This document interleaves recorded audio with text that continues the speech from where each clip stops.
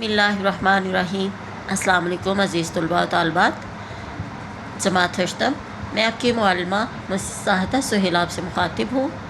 आज हम इस्लामियात का सबक अखलाक व आदाब के अंदर से हमारा जो उन्वान है वो है बुरी आदत से इज्तनाब। इसका मतलब है बुरी आदतों से बचना, परहेज़ करना। उसमें हमारे पास आज एक बहुत ही एक अहम मौजू है तकब्बुर, जिसके बारे में हम पढ़ेंगे।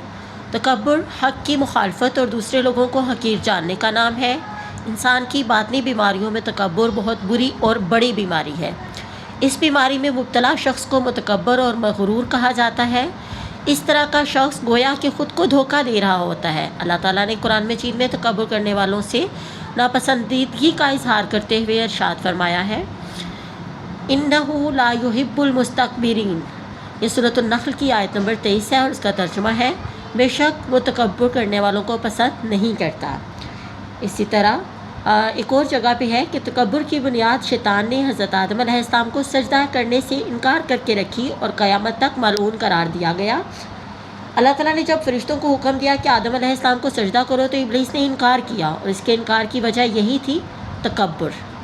इसके इनकार की वजह तकब्बुर था। अल्लाह ताला कुरान पाक में इरशाद फरमाते हैं, सूरह बकरा की आयत नंबर 34 है, जिसका तर्जुमा पेश कर रही हूँ। और याद करो जब हमने फ़रिश्तों को हुक्म दिया कि आदम को सजदा करो तो सब फ़रिश्तों ने सजदा किया सिवाय इब्लीस के। उसने इनकार किया और तकब्बुर किया और वो काफिरों में से हो गया। फरमाने खुदाबंदी के मुताबिक आखिरत में भी मुतकब्बर इंसानों का ठिकाना जहन्नम होगा। इसी तरह सूरह ज़मर की आयत नंबर 60 का तर्जुमा पेश कर रही हूँ, जिसमें अल्लाह ताला फरमाते हैं कि क्या तकब्बुर करने वालों का ठिकाना जहन्नुम में नहीं है।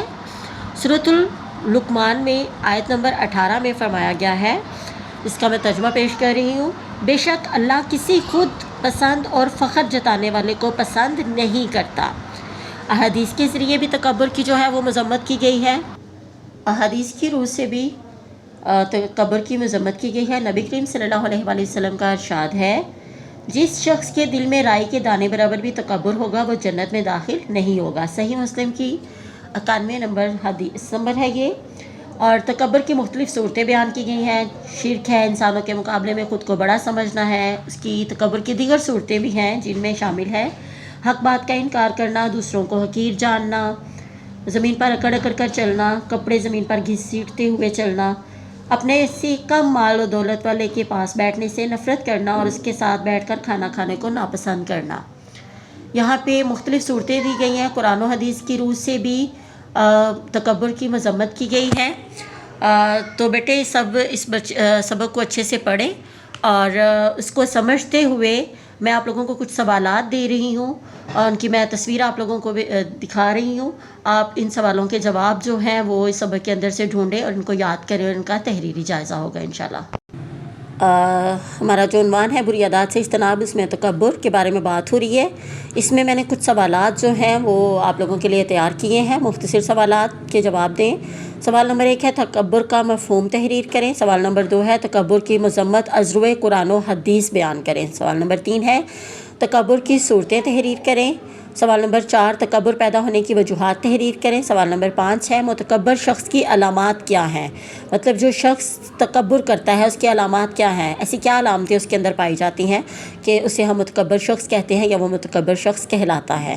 सवाल नंबर 6 है हज़रत आदम अलैहिस्सलाम को सजदा करने से किसने इनकार किया और उस इनकार की वजह क्या थी, क्यों इनकार किया था। सवाल नंबर 7 है मुतकब्बर शख्स कौन सी इखलाकी बुराइयों में मुब्तला हो जाता है और मुतकब्बर शख्स माशरे में पुरअमन ज़िंदगी क्यों नहीं गुजार सकता। ये हमारा सवाल नंबर 8 है। तमाम तलबा और तालिबात अब इन सवालात के जवाब जो हैं वो इस पढ़ाई के अंदर से ढूंढें और इनको याद करें। उम्मीद है सब तलबा तालिबात अच्छे से इनको तैयार करेंगे। अगर किसी को कहीं कोई मुश्किल पेश आती है तो वो रब्ता कर सकते हैं।